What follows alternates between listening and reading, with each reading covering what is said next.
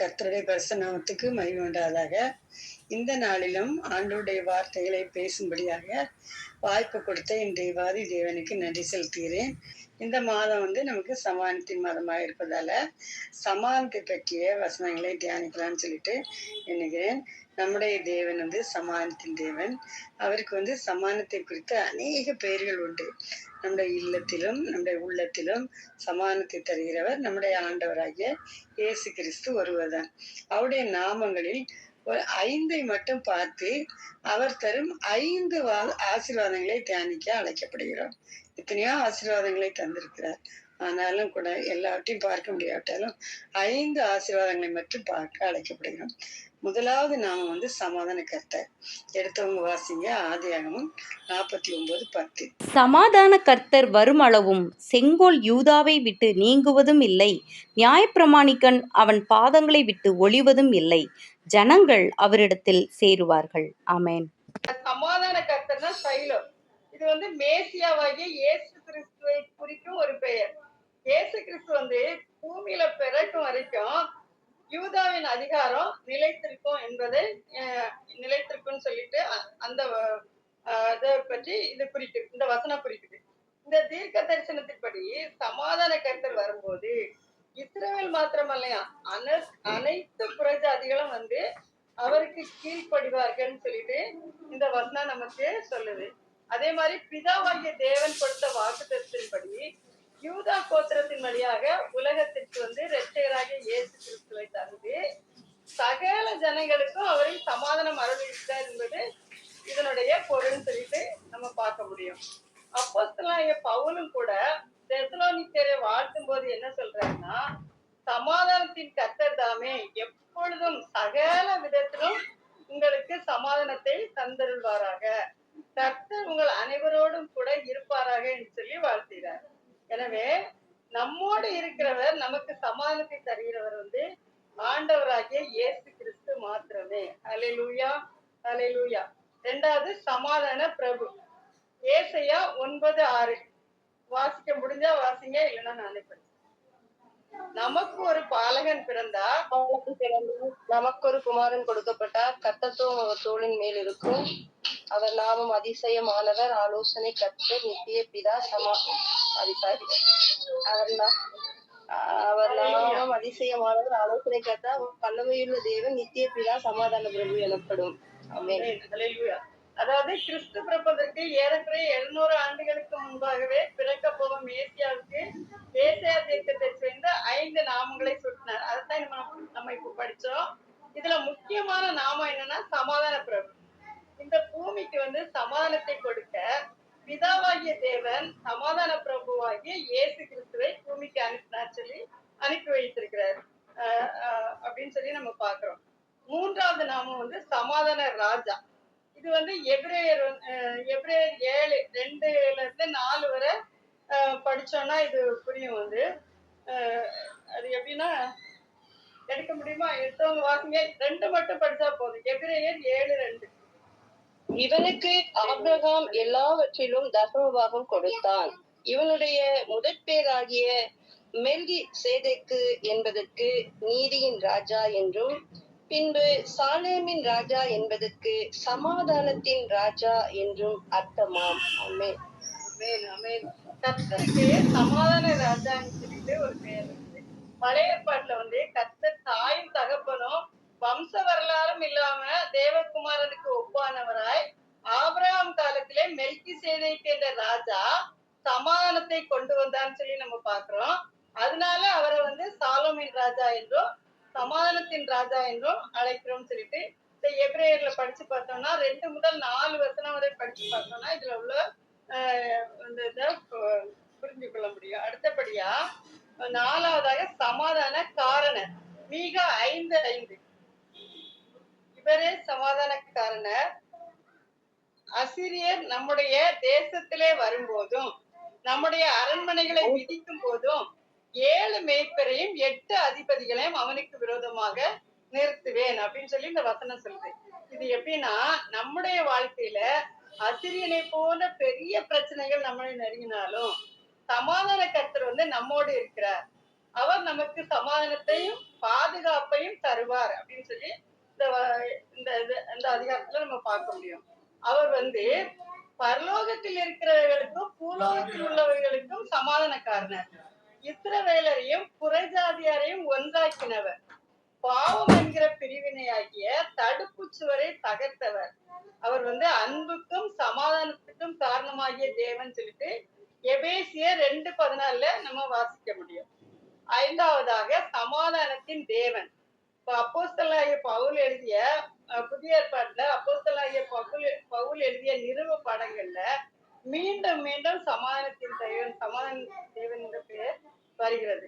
அந்த சமாதானத்தின் தேவன் தருகிற 5 விதமான ஆசீர்வாதங்களை பற்றி இப்பொழுது நாம் சிந்திக்கலாம். முதலாவது ஆசீர்வாதம் வந்து தெய்வீக பிரசன்னம். ரோமர் 15:33 பார்த்தோம்னா, சமாதானத்தின் தேவன் உங்கள் அனைவரோடும் கூட இருப்பாராக அப்படின்னு சொல்லி சொல்லப்பட்டிருக்கு. இப்ப சமாதானமான தெய்வீக பிரசன்னத்துக்கு ஈடு இணை ஒன்றுமே இல்லையா?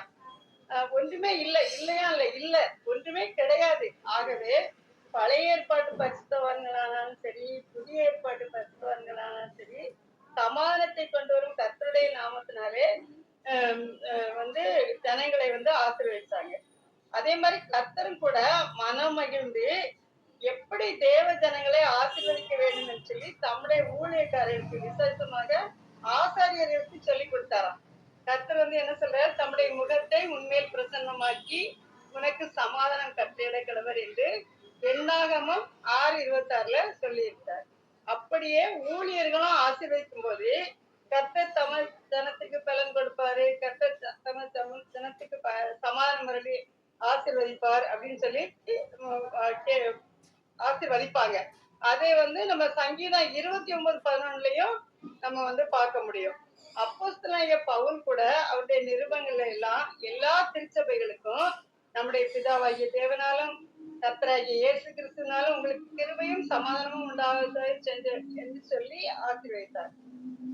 அது மாத்திரம் இல்ல, அப்போஸ்தலனாகிய பவுல் கொரிந்தியரை வாழ்த்தும் போதும் தனது முதல் நிருபத்திலும் 2வது நிருபத்திலும் பிதாவாகிய தேவனாலும் கர்த்தராகிய இயேசு கிறிஸ்துனாலும் உங்களுக்கு கிருபையும் சமாதானம் உண்டாவதாக சொல்லி வாழ்த்தினார். அப்படியே கலாத்தியருக்கு, பிலிப்பியருக்கு, கொலோசியருக்கு திரும்ப திரும்ப அதையே சொல்லி வாழ்த்துறாரு. அதே மாதிரி ஏசாயா 23:3 உண்மை உறுதியாய் பற்றி கொண்ட மனதை உடையவர்கள் உண்மையே நம்பி இருக்கிறபடியால் அவர்களை பூர்ண சமாதானத்தோடு காத்துக் கொள்வேன்னு சொல்லிட்டு அந்த மாதிரி அந்த வார்த்தைகளை சொல்லப்பட்டிருக்கு. அதே மாதிரி சங்கீதம் 119:65 உம்முடைய வேதத்தை நேசிக்கிறவர்களுக்கு மிகுந்த சமாதானம் உண்டுன்னு சொல்லி சொல்லப்பட்டிருக்கு. அவங்களுக்கு இடரலே கிடையாது என்று வேதம் சொல்கிறது.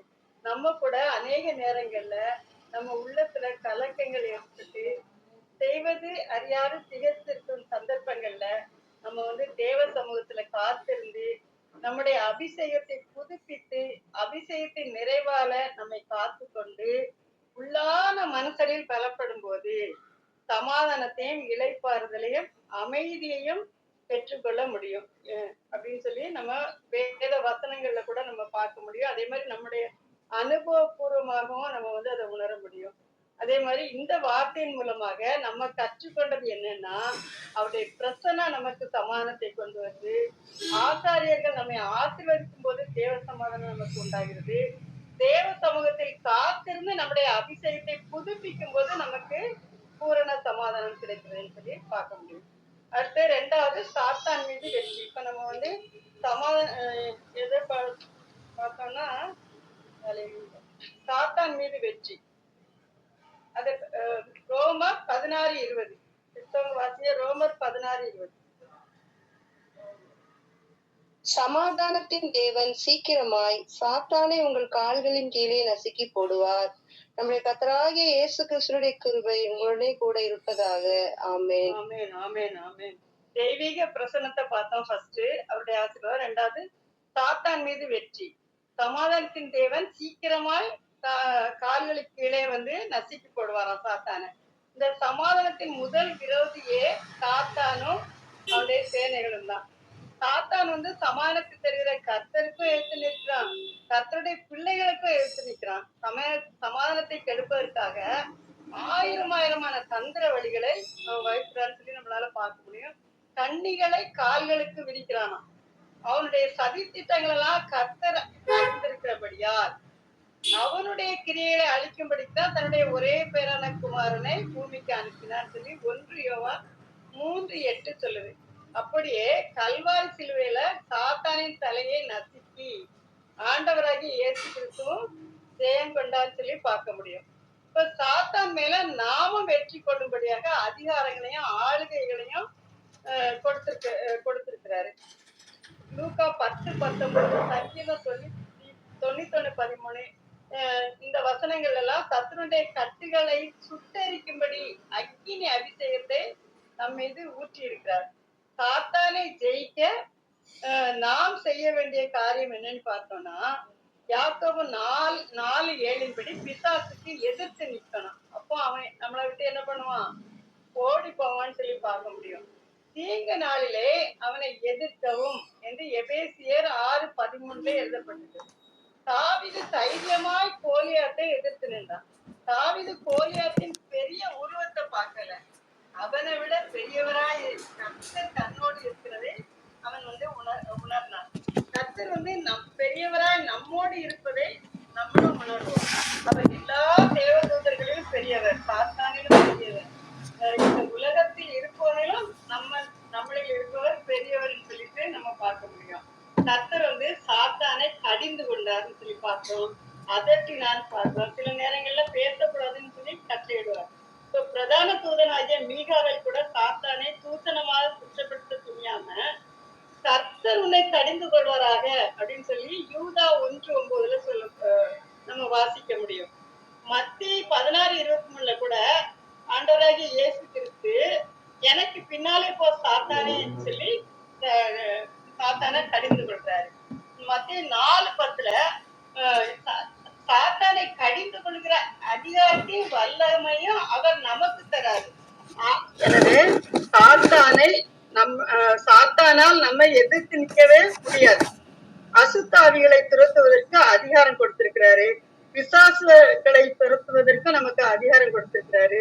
சத்துருடைய சகல அதிகாரங்களை மேற்கொள்ளவும் நமக்கு அதிகாரம் கொடுத்திருக்கிறாரு. இதுக்கெல்லாம் மத்தேயு மார்க்கு அதிகாரங்கள்ல இந்த வசனங்கள்லாம் இருக்குது. இப்ப சிலுவையில கர்த்தர் சாத்தானின் தலையை நசுக்கி மனிதனை ஆதி நிலையில் கொண்டு வரும்படிக்காக பாடுபட்டார். அந்த கல்வாரி தியாகத்தை நாமும் செயல்படுத்தும் போது, அந்த வல்லமையை நாமும் பயன்படுத்தும் போது நாம் பிசாசை வெற்றி கொள்வோம். இப்ப பிசாசு துரத்தப்பட்ட பின்பு ஊமையன் பேசினான். பிசாசு துரத்தப்பட்ட பின்பு லேகியான் பிசாசு பிடித்திருந்தவன் வஸ்திரம் தரித்தவனாய் கிறிஸ்துவின் பாதத்தில் அமர்ந்தான்னு சொல்லிட்டு நம்ம வேதத்துல வாசிக்கிறோம். கர்த்தருடைய நாமத்தினாலே கட்டுண்ட ஜனங்களை விடுதலை ஆக்குங்கள். என்னை விசுவாசிக்கிறவன் நான் செய்கிற கிரியைகளை தானும் செய்வான், இவைகளை பார்க்கலாம் பெரிய கிரியைகளையும் செய்வான்னு சொல்லிட்டு யோவான் 14:12 ஆண்டவராகிய இயேசு கிறிஸ்து சொல்றாரு. இந்த நாட்களிலும் கூட நம்ம குடும்பத்திலும் நம்முடைய பிள்ளைகள் வாழ்க்கையிலும் திருச்சபையிலும் சமுதாயத்திலும் காணப்படுகிற எல்லா பிசாசின் தந்திரங்களையும் சமாதானத்தின் தேவன் தாமே சீக்கிரமாய் நம்முடைய கால்களுக்கு நசுக்கி போடுவார். வெற்றி நமக்கு தான், தோல்வி சாத்தானுக்கு தான். ஆமென். ஹல்லேலூயா. தேவனுக்கே மகிமை உண்டாவதாக. அடுத்தபடியாக காரிய சித்தி கர்த்தரால் வரும் 3வது ஆசீர்வாதம். பிலிப்பியர் 4:9 எடுத்தவங்க வாசிங்க. பிலிப்பியர் 4:9. ஹல்லேலூயா. நீங்கள் என்னிட கடைசியாக சகோதரரே, உண்மையுள்ளவைகள் எவைகளோ, ஒழுக்கமுள்ளவைகள் எவைகளோ, கற்புள்ளவைகள் எவைகளோ, அன்புள்ளவைகள் எவைகளோ, நற்கீர்த்தியுள்ளவைகள் எவைகளோ, புண்ணியம் எதுவோ, புகழ் எதுவோ, அவைகளையே சிந்தித்துக் கொண்டிருங்கள். நீங்கள் என்னிடத்தில் கற்றும் அடைந்தும் கேட்டும் கண்டும் இருக்கிறவைகள் எவைகளோ அவைகளையே செய்யுங்கள். அப்போது சமாதானத்தின் தேவன் உங்களோடு இருப்பார். இப்ப அநேகர் கஷ்டப்பட்டு முயற்சி எடுத்து அந்த முயற்சிக்கு ஏற்ற பலன் கிடையாம போச்சுன்னா சமாதானத்தை இழந்து போறாங்க. மாணவர்கள் கூட கஷ்டப்பட்டு படித்து எதிர்பார்த்த மார்க் வரலன்னா ரொம்ப மனசுல வேதனை அடைகிறாங்க. இப்ப தொழிலதிபர்கள் ராப்பகலா பிடித்து தொழில் செய்யறாங்க, நஷ்டம் வந்துச்சுன்னா அவங்களுக்கு வந்து ரொம்ப என்ன செய்யறதுன்னு தெரியாம கலங்குறாங்க. அதே மாதிரி குடும்பத்துல கூட நிறைய பிரச்சனைகள் வரும் பொழுது ஒவ்வொருவரும் அப்படிப்பட்ட சூழ்நிலைக்குள்ள நம்ம கடந்து போறோம். வேலை கிடைக்கலன்னா எல்லா காரியங்களுமே நமக்கு தோல்வியில முடிஞ்சுன்னா நம்ம என்ன செய்யறதுன்னே தெரியாம நம்ம முடிக்கிறோம். அப்படிப்பட்ட நேரங்கள்ல அப்போஸ்தலனாகிய பவுல் சமாதானம் ஏற்படுவதற்கான வழிமுறைகளையும் கூடவே சமாதானத்தின் தேவன் நம்மோடு இருப்பதற்கான ரகசியங்களையும் இந்த பிலிப்பியர் 4:9 சொல்லியிருக்கிறார். இங்கே அவர் 4 காரியங்களை சுட்டி காட்டுறது நம்ம பார்த்தோம். முதலாவது கற்றுக்கொண்டவை, 2வது அடைந்தவை, 3வது கேட்டவை, 4வது கண்டவை. இவைகளின்படி செய்யும் போது தேவ சமாதானம் நம்ம மேல இறங்கி வரும்னு சொல்லிட்டு பவுல் வந்து கூறுகிறார். இன்னைக்கு அப்போஸ்தலனாகிய பவுல் நம்மோடு கூட இல்லைன்னாலும் அவரை வழி நடத்தின பரிசுத்த ஆவியானவர் நம்மோடு இருக்கிறார். அவரிடத்தில் நாம் கற்றுக்கொள்ள வேண்டும். ஹல்லேலூயா. என்னிடத்தில் கற்றுக்கொள்ளுங்கள், அப்பொழுது உங்கள் ஆத்மாவுக்கு இளைப்பாறுதல் கிடைக்கும் என்று சொல்லி மத்தேயு 11:29 சொல்றாரு. இப்ப ஒரு தொழில் அதிபர் வந்து ஒருவர் வந்து அலுவலகத்தின் அறையோடு சேர்ந்து ஒரு சிற்றாலயம் வைத்திருப்பாராம். ஒவ்வொரு பிரச்சனையிலும் அங்க போய் முழங்கால் படிட்டு ஜெபம் பண்ணுவாராம். பதில் வரும் வரைக்கும் மன்றாடுவாராம். அவர் சொன்ன பதில் என்ன தெரியுமா? நான் எடுத்த தீர்மானத்துல ஒன்றாகிலும் நான் தவறி போனதில்லை. சமாதான பிரபு எனக்கு ஆலோசனை கர்த்தராக இருக்கிறார் என்று சொன்னாராம். யார் நட்டாலும் யார் தண்ணீர் பாய்ச்சினாலும் விளைய செய்கிறவர் ஆண்டவர் தான். சீட்டு மடியிலே போடப்படும், காரிய சித்தியோ கர்த்தரால் வரும் சொல்லிட்டு நீதிமொழிகள் 16:33 சொல்லுது. அதே மாதிரி குதிரை யுத்த நாளுக்கு ஆயத்தப்படும், ஜெயமோ கர்த்தரால் வரும் சொல்லி நீதிமொழிகள் 21:31 சொல்லுது. நம்ம எவ்வளவுதான் முயற்சி செய்து குதிரையை யுத்த நாளுக்கு ஆயத்தப்படுத்தினாலும் ஜெயம் கொடுக்கிறவர் கிறிஸ்து தான். இப்ப யூதாசுக்கு பதிலாக யுஸ்து என்று அழைக்கப்பட்ட யோசேப்பையும் மத்தியாவையும் சீட்டு குலுக்கி போட்டு தேர்ந்தெடுத்தாங்க. சீட்டு மத்தியா பேருக்கு விழுந்தது. ஆனா ஆண்டவர் சீடராக அழைத்தது அப்போஸ்தலனாகிய பவுலை தான். ஆம், சீட்டு யார் பேர்ல விழுந்தாலும் ஆரோனை போல அழைக்கப்பட்டவர்களே இந்த கனமான வேலையை யாரும் செய்ய முடியாது. அழைக்கப்பட்டவர்கள் அநேகராய் இருந்தாலும் தெரிந்து கொள்ளப்பட்டவர்கள் சிலர்னு சொல்லி நம்ம வாசிக்கிறோம். தெரிந்து கொள்ளப்பட்ட நம்மை இந்த கெத்செமனே கூடுகையில இருக்க நம்மை கொண்டும் பெரிய காரியங்களை செய்வார்.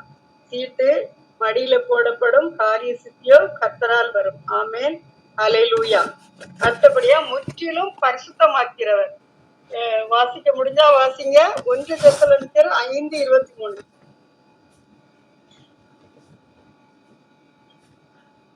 சமாதானத்தின் தேவன் தாமே உங்களை முற்றிலும் பரிசுத்தமாக்குவாராக.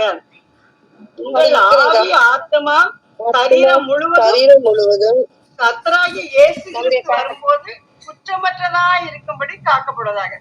இப்போ 1 தெசலோனிக்கர் புத்தகம் வந்து கிறிஸ்துவின் 2ஆம் வருகை குறித்த புத்தகம். நாம் வாழ்கிற இந்த காலம் கூட கடைசி காலம். இந்த காலம் வந்து கிருபையின் வாசல்கள் வந்து மூடப்படுகிற நேரமாகவும் கர்த்தருடைய வருகையும் மறுபக்கம் வந்து அந்தி கிறிஸ்துவின் கொடூரமான ஆட்சியும் உலகத்தை நெருக்கி கொண்டிருக்கிறது. இப்போ நம்ம நடந்து கொண்டிருக்கிற எல்லா சூழ்நிலைகளும் நமக்கு தெரியும். இப்போ ஆவியும் மனவாட்டியும் வான் சொல்லி அழைத்துக் கொண்டிருக்கிறார்கள் சொல்லி வெளிப்படுத்தல் 2:17 சொல்லுது. கர்த்தர் வந்து கொடுத்த இந்த கிருபையின் நேரத்துல கிறிஸ்துவின் பூரணத்தை நோக்கி நம்ம கடந்து செல்லணும். பரலோகத்துல இருக்கிற உங்கள் பிதா பூரண சற்குணரா இருக்கிறது போல நீங்களும் பூரண சற்குணரா இருக்க கடவுள் சொல்லி மத்தேயு 5:48 அவர் சொல்றாரு. நம்ம கூட நம்முடைய பிள்ளைங்களுக்கு விசேஷ காலங்கள்ல நல்ல துணிமணிகளை, புது துணிமணிகளை போட்டு விடுறோம். பிள்ளைகளை தெருவுல போய் விளையாட வேண்டாம், ட்ரெஸ் அழுக்காயின்னு சொல்றோம். ஆனா பிள்ளைங்க வந்து என்ன பண்றாங்க, புழுதியில போய் விளையாடி தங்க துணிமணிகள் எல்லாம் கரையாக்கி விடுறாங்க. சில சமயங்கள்ல அது ரொம்ப கரையாக்கி விடுறதுனால நம்ம அதை சுத்தப்படுத்த வேண்டிய அவசியமா இருக்குது. இதே போலதான் கர்த்தர் நமக்கு அருமையான ஆவிக்குரிய வசனங்களை தந்திருக்கிறார். இது வந்து ஏசாயா 61:10 ரட்சிப்பின் வசனத்தை உடுத்தி நீதியின் சால்வையை தரிப்பித்திருக்கிறார் சொல்லி பார்க்க முடியும். 61:3 துதியின் உடையை தந்திருக்கிறான்னு சொல்லி பார்க்கிறோம். சுத்தமும் பிரகாசமுமான வெண் வஸ்திரங்களும் சித்திரை தையலாடைகளும் நமக்கு வைக்கப்பட்டிருக்கலாம். அதை கரைப்படுத்தாமல் பாதுகாப்பது நம்முடைய கடமை. நம்ம வஸ்திரங்களை கரையாக்கி விட்டோம்னா நம்ம அதை கழுவி சுத்திகரிப்பதற்கு கல்வாரில் சிந்தப்பட்ட இயேசு கிறிஸ்துவின் ரத்தம் வைக்கப்பட்டிருக்கிறது. ஆட்டுக்குட்டியின் ரத்தத்தினால தங்கள் அங்கிகளை தோய்த்து வெளுத்தவர்கள் தான் பெண் வஸ்திரம் தரித்து ஆட்டுக்குட்டியானவரோடு ஜீவன் பருவத்துல நிற்பார்கள் சொல்லி வெளிப்படுத்தல் 14:1 வாசிக்கிறோம். இந்த கடைசி காலத்துல நம்ம எவ்வளவாய் பரிசுத்தத்தோடு நம்முடைய ஆவி ஆத்ம சரீரத்தை கர்த்தருடைய கையிலே பூரண பரிசுத்தம் உள்ளதாய் ஒப்பு கொடுக்க வேண்டும் என்று சொல்லி நம்ம வாசிக்கிறோம். இப்போ 2 கொரிந்தியர் 7:1 என்ன சொல்லுதுன்னா, இப்படிப்பட்ட வாக்கு தத்தங்கள் நமக்கு உண்டாயிருக்கிறபடியா பிரியமானவர்களே, மாம்சத்திலும் ஆவியிலும் உண்டான எல்லா அசுசியும் நீங்க நம்மை சுத்திகரித்து கொண்டு பரிசுத்தமாக்குதலை தேவ பயத்தோட பூரணப்படுத்த கடவோம் சொல்லி நம்ம அந்த 2 கொரிந்தியர் 7:1 வாசிக்கிறோம்.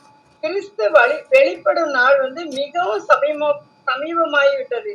எனவே அவரை சந்திக்கும்படி நம்ம பரிசுத்தத்தோடு ஆயத்தப்படணும். அடுத்தபடியா பூரண சமாதானம் என்பது கர்த்தருடைய வருகைக்கு காத்திருக்கிறவங்களுக்கு இருக்கக்கூடிய சமாதானமாகும். பூரண சமாதானம் அந்த சமாதானத்தோட அவர் சந்ததியில காணப்படும்படி நம்ம ஜாக்கிரதையா இருக்கணுமா அப்படின்னு சொல்லி 2 பேதுரு 3:14 சொல்லுது.